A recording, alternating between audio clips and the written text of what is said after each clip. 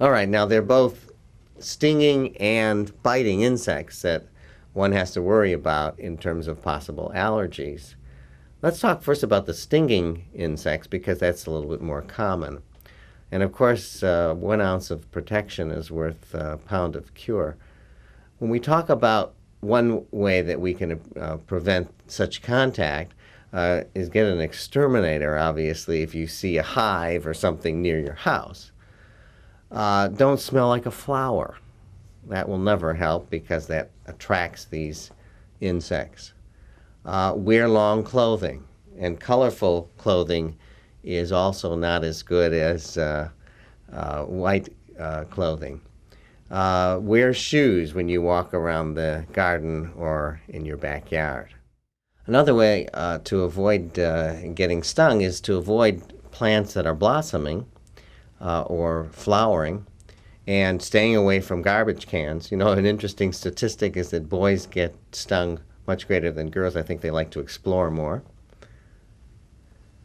Especially if you know you're more susceptible to stings, it's not a bad idea to keep basically a non-pressurized can of insecticide around, like in the car.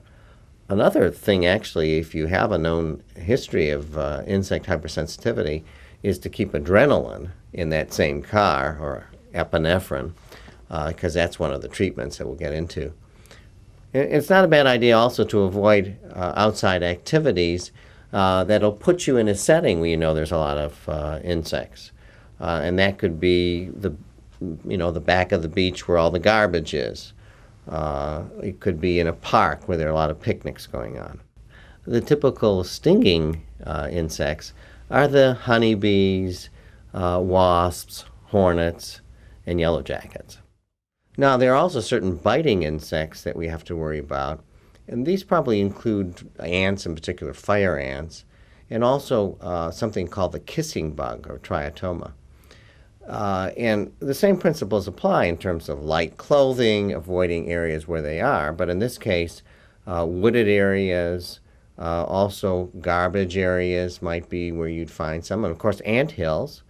You can do things also to prevent ants from coming into a home. So there are some other principles that might apply for avoiding the biting insects.